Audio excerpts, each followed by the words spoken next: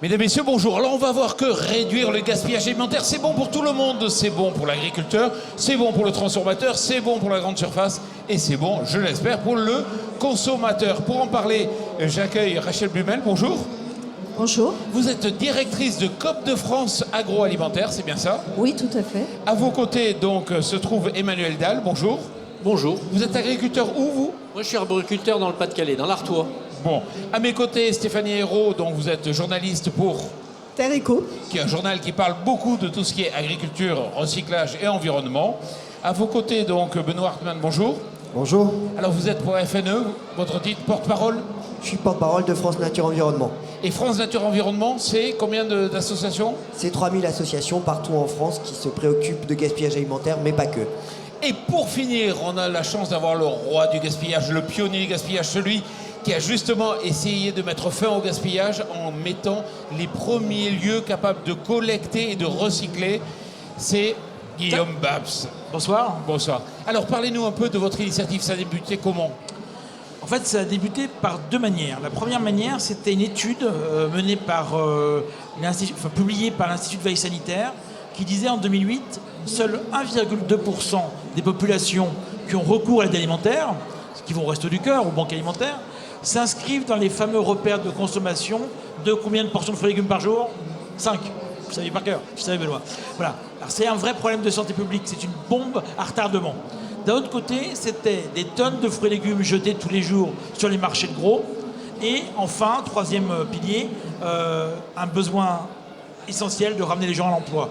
Et quand on a mélangé tout ça, on a créé à Rungis le potager de Marianne, qui depuis maintenant presque 10 ans valorise tous les jours les fruits et légumes invendables, mais consommables sur le marché. Et vous êtes présent sur les marchés comme Rungis, par exemple? Alors bien sûr, Rungis, plus gros marché frais du monde, mais également Lille, Marseille, Perpignan, un projet dans le sud-ouest, dans une ville qui est bientôt proche du TGV, on ne relie pas le TGV, voilà. Et c'est vrai que, bon, je ne l'ai pas dit, vous êtes directeur donc du réseau des épiceries solidaires. L'idée, c'est justement de créer un véritable réseau. Ça marche tellement bien qu'aujourd'hui, c'est une centaine de salariés et vous exportez le modèle. Alors aujourd'hui, c'est plus de 160 salariés. C'est un modèle qui s'est un peu exporté puisque on a développé beaucoup de programmes autour de l'agriculture. C'était récemment des députés de Bombay, qui venaient, indiens, qui venaient copier. C'est un transfert sur l'Espagne, sur la Grèce. Le PAM est en train de travailler avec nous sur une duplication en Afrique. Oui, c'est une boîte à idées, une boîte à expérience. D'accord. Rachel Blumel, les coopératives aujourd'hui, est-ce qu'elles mettent en œuvre des démarches pour lutter contre le gaspillage? Oui, tout à fait. C'est un des enjeux majeurs. Quand nous avons, par exemple, j'ai amené un certain nombre de produits. Alors, il y a la lutte contre le gaspillage au moment de la production. Une fois que le produit agricole est sur le marché, il y a des normes. En effet, il y a des cahiers des charges clients. Et lorsque l'on ne remplit pas ces normes, eh bien, on les recycle ou on les travaille différemment par des processus industriels. Je tenais à vous parler de deux exemples extrêmement intéressants. La soupe créaline d'Agrial, qui est une soupe recyclée de produits agricoles qui n'entrent pas dans les critères commerciaux. Et puis, de la même manière, on a la confiture de fraises de Plougastel, ainsi que des crêpes de paysans bretons à la confiture de fraises de Plougastel. Donc, on voit qu'il y a quand même le rôle des coopératives, c'est d'essayer de créer une approche filière. Donc, il y a la production agricole, il y a la transformation. On essaie de travailler ensemble pour valoriser au maximum. Alors ça, c'est pour l'alimentation humaine, mais bien évidemment, on a également d'autres modes de recyclage qui vont être plutôt la création d'énergie, comme la méthanisation.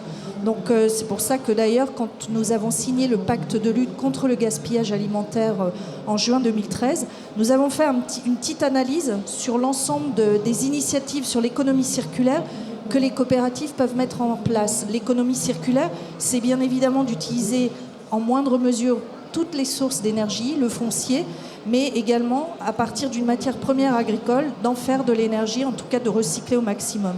Si je peux me permettre, Allez-y. Utiliser du gaspillage alimentaire pour faire du méthane ou pour faire de l'énergie, c'est vraiment l'ultime des solutions, parce que malheureusement, on aura toujours consommé beaucoup plus d'énergie pour produire cette denrée que ce qu'on pourra en retirer.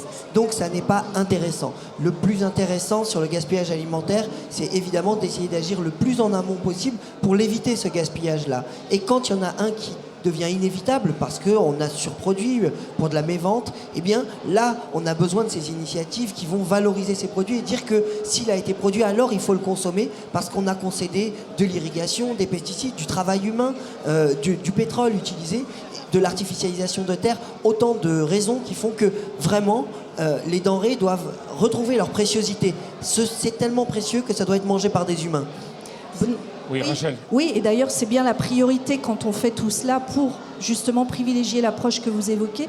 C'est vrai qu'il y a également, nous avons un réseau régional de fédérations régionales en lien avec les banques alimentaires pour essayer d'écouler, puisque nous travaillons sur le vivant. Nous sommes liés, et monsieur en parlera beaucoup mieux que moi, aux saisons. Donc c'est vrai que nous utilisons en tout cas toutes les voies possibles. Stéphanie Hérault. Oui, Benoît Hartmann, si on s'intéresse à l'amont agricole, vous avez mené une étude sur les causes des pertes alimentaires au niveau agriculteur. Quelles sont-ils ? Oui, on a travaillé avec des agriculteurs pour essayer d'identifier les différentes causes, parce qu'on s'est rendu compte que sur la question du gaspillage alimentaire, tout le monde était à la fois victime et acteur du gaspillage. Et donc, on s'est rendu compte que dans les champs, on avait très souvent des pertes qui étaient liées à des aléas climatiques. Une grêle empêche de récolter, par exemple, des céréales, mais pas seulement des aléas, aussi à de la mévente, parce que c'est une bonne année à concombres et que les concombres nous restent sur les bras parce qu'ils n'atteignent pas un prix qui permet de les commercialiser dans des bonnes conditions. Quand on identifie les causes, on s'est rendu compte que ce qu'il fallait faire, c'était agir le plus en amont possible en rendant prévisible ce qu'on allait vendre et en garantissant aussi un certain nombre de prix pour que l'agriculteur soit certain de s'y retrouver. Si on fait ce travail de mise en relation en amont, on fait ce qui est le plus efficace, c'est-à-dire éviter le gaspillage. Encore une fois, vraiment, nous avons tous intérêt à faire le moins de gaspillage possible. Et ce qu'il restera, disons-nous bien que c'est encore trop par rapport à ce qu'il y a à distribuer. Nous avons trop à distribuer pour l'aide alimentaire. On pense toujours que ça devrait tout être distribué. La distribution du gaspillage alimentaire n'est pas une solution. On produit un tiers de trop. On gaspille un tiers de ce qu'on produit sur la planète. Donc si on devait tout distribuer, ce serait encore trop. Il faut agir sur l'amont, produire un peu moins, rémunérer mieux l'agriculteur pour être certain que tout le monde s'y retrouve. Emmanuel Dalle, vous êtes arboriculteur, d'accord, pas d'accord ? C'est très difficile de dire à un pommier au printemps, toi tu fais que 20 kilos, moi je ne suis pas capable et lui non plus. Donc déjà on doit jouer avec la nature, c'est un fait. Et quand on a cueilli ces fruits, quand on peut les cueillir, parce que quelquefois on nous dit que le prix de vente sera inférieur à notre prix de récolte, donc elles restent sur les arbres. Donc ça arrive et quelques années on trouve les pommes sur les arbres parce que ça ne valait pas la cueillette. Mais une fois qu'elles sont cueillies, chez nous il est hors de question de les jeter. Déjà parce que ça a coûté de l'argent, et puis déontologiquement, moi je ne le ferai jamais. Donc je valorise tous les écarts de tri ou tous les fruits qui sont pas assez beaux pour être commercialisés, ils partent dans des associations, donc il peut être les Restos du Cœur, Solal, ça peut être le potager citoyen, et puis aussi de transformer. Je fais du jus de pomme, je fais des confitures pour essayer de le maximum, c'est-à-dire 100 kilos cueillis, 98,5 kilos vendus. Mais il n'est pas normal que certaines années, vous ne puissiez pas les cueillir parce que le prix de la cueillette est supérieur au prix de revient. Si on ne garantit pas un minimum les prix pour les agriculteurs, comment voulez-vous qu'on lutte contre le gaspillage alimentaire ? D'autant plus que vous êtes bien obligé de compter ces pertes dans votre activité et qu'in fine, le consommateur le paye, ce gaspillage alimentaire. D'où la nécessité impérieuse d'empêcher qu'il ait lieu. Vous le dites, il y a 1001 façons de transformer les pommes. On peut faire du cidre, du jus de pomme. Et franchement, avoir des années où elles restent sur les arbres, c'est un crève-cœur pour vous, c'est un crève-cœur pour les écologistes, c'est un crève-cœur pour les citoyens. On doit sortir de cette situation, c'est pas tenable. Mais j'ai pas la solution, puisqu'il n'y a personne qui va me donner ces 10 centimes qui me manquent pour les cueillir. Donc si demain on me donne les 10 centimes pour les donner à des associations, pourquoi pas ? Mais aujourd'hui, je peux pas le faire. Si on arrive à garantir demain des prix planchers pour assurer la rentabilité, eh bien, on arrivera à sortir d'une partie du gaspillage. Là, c'est le rôle de l'État, et c'est l'État qui doit prendre sa part. Guillaume Babs. Ce qui est frappant, c'est que j'ai l'impression qu'on passe d'un moment de pénurie, c'est-à-dire les années guerre, ou sortie de guerre, le plan Marshall, l'agriculture intensive, et puis aujourd'hui, dans la gestion inverse, on est dans la surproduction, une surconsommation aussi, de temps en temps. Voilà, et c'est ça qu'il faut qu'on gère plus. Et c'est rentable. C'est rentable parce que malheureusement, oui, on produit un tiers de trop parce qu'on jette un tiers de ce qu'on produit, mais ça a beau être jeté, ça a rapporté à la grande distribution qui a bien été obligée de se payer aussi. Et in fine, quand moi j'achète un concombre, je vais peut-être acheter les 1 ou 2 qui ont été perdus sur la route par le transporteur, le transformateur. Et ça, c'est pas non plus acceptable. C'est-à-dire que non seulement on le paye environnementalement, socialement, mais on le paye aussi économiquement. Donc c'est aussi un scandale Mais économique. je pense que tout le monde est d'accord. Enfin, monsieur est d'accord, mais qui va payer ou qu'est-ce qui manque? Une impulsion politique, une volonté, c'est quoi?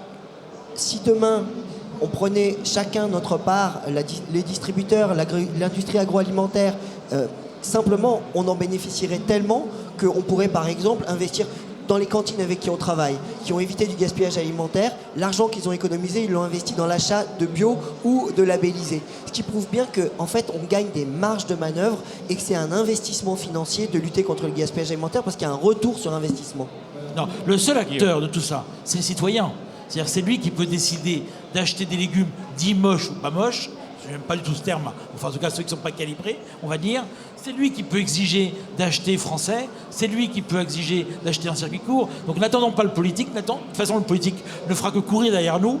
Donc c'est pas lui qu'il faut concerner. On peut lui demander, comme Guillaume Garot, d'essayer d'interpeller la conscience, et c'est ce qu'il a fait. D'ailleurs c'était intéressant, c'était pas sous quelque chose de contraint, c'était la prise de conscience. Mais il n'y a que le citoyen qui peut agir. Le citoyen peut beaucoup. Une baguette rassis, c'est une baignoire d'eau jetée, une baignoire d'eau potable jetée en vain. Le gaspillage alimentaire, si c'était un pays, ce serait le 3e pays émetteur de CO2 derrière les États-Unis et la Chine. Donc on se rend bien compte qu'en fait, il y a des enjeux mondiaux qui sont gigantesques et le citoyen peut beaucoup. En revanche, il ne peut pas tout.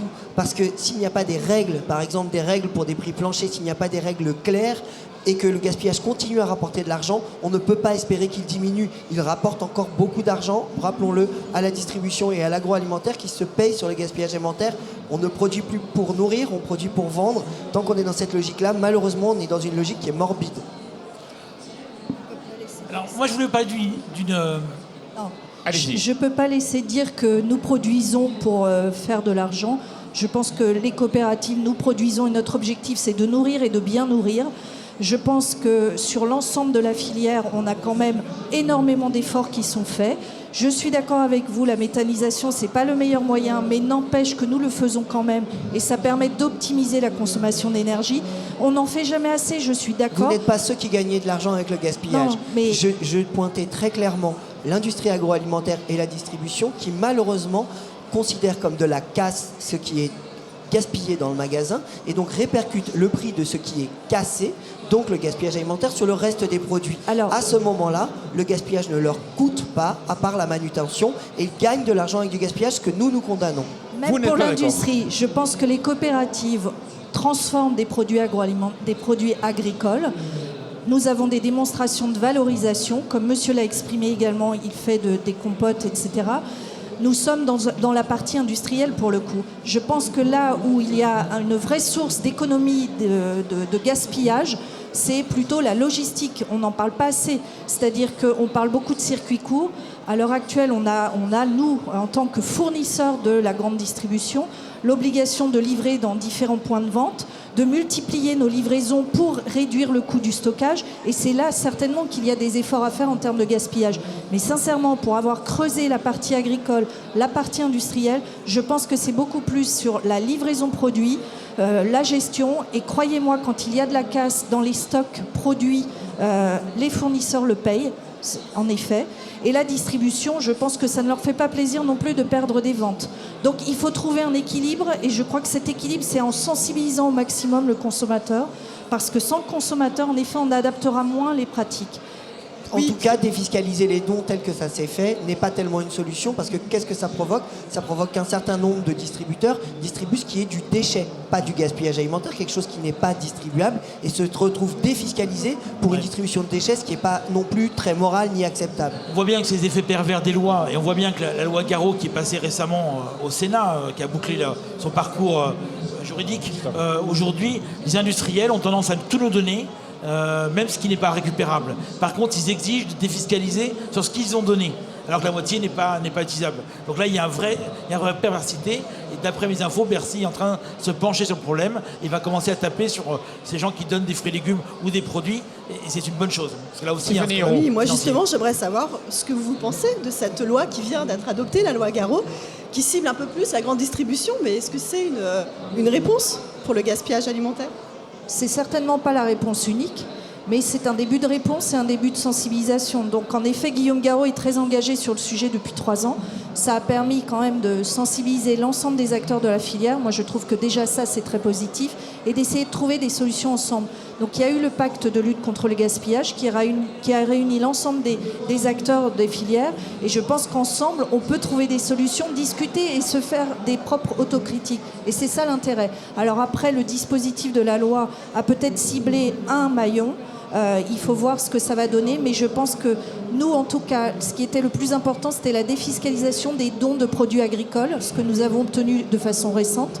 Et c'est ça qui va aussi être une pierre à l'édifice. Alors, c'est vraiment un premier pas indispensable. Nous sommes signataires du pacte, France Nature Environnement est signataire du pacte de lutte contre le gaspillage alimentaire. C'était très important. Il y a une étude qui va sortir en avril, qui a été commandée à l'ADEME, de la caractérisation du gaspillage alimentaire, parce qu'il faut comprendre qu'on est encore en train de parler de quelque chose qu'on ne comprend pas bien. Quand on parle du gaspillage alimentaire pour le domaine agricole, on considère que c'est 8 à 34% de l'ensemble du gaspillage français. On voit bien que quand on est de 8 à 34%, on a une telle incertitude qu'en fait, on ne sait pas très bien de quoi on parle. Donc on va avoir une caractérisation par filière et par produit, et on va réussir à voir que malheureusement, d'après ce que nous on perçoit dans les grands magasins par exemple, on gaspille beaucoup de viande, on gaspille beaucoup de fruits et légumes. Et donc en fait, on gaspille beaucoup de produits qui ont une grande valeur, qui nous coûtent très cher aux consommateurs, et donc une grande valeur financière, et c'est d'autant plus regrettable qu'en plus, certaines viandes ont un coût carbone très élevé. D'où l'intérêt de surtout les consommer une fois qu'on les a produites, de vraiment les manger. Manuel Dalle. Ici, on parle que du gaspillage en amont, mais il ne faut pas oublier que le consommateur jette énormément aussi. Donc une trentaine de kilos par an, c'est énorme. Parce que si chaque opérateur faisait attention, et il pourrait très bien manger un yaourt qui est périmé depuis 8 jours, manger du pain un peu rassis, c'est pas grave, on en a mangé très longtemps pendant la guerre de nos parents, tout au moins. Donc je pense qu'il y a déjà une part importante à faire attention. Et puis de toute façon, nous on produit des prix qui ont un coût. Si demain le consommateur, ça doit représenter que quelques centimes, il était capable de les mettre, on cueille tous les fruits, et puis on pourrait même en donner plus aux associations. Tous victimes, tous acteurs, nous n'avons de cesse de le dire, le consommateur peut faire beaucoup, faire une liste de courses avant d'aller faire ses courses, préparer des menus, ranger son frigo, il y a 1001 solutions chez soi, utiliser du pain, et pas seulement pour faire du pain perdu, il y a 1001 recettes, retrouver le goût de préparer nos restes pour ne pas perdre. C'est certain, le consommateur a un vrai rôle à jouer, mais il a aussi un rôle à jouer en tant que prescripteur auprès de l'élu et auprès de toute la filière, en disant moi je suis prêt à manger une pomme qui n'est pas totalement rouge, s'il y a un petit côté vert, je vous assure, elle a le même goût, moi je l'aime.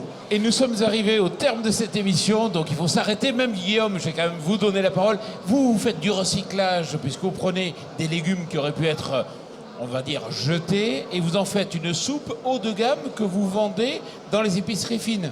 Dans les grandes enseignes, celles que vous connaissez, qui sont au coin de votre rue ou en ville, mais également dans des parcs d'attractions ou dans d'autres magasins. Et ça marche et ça marche très très bien, évidemment.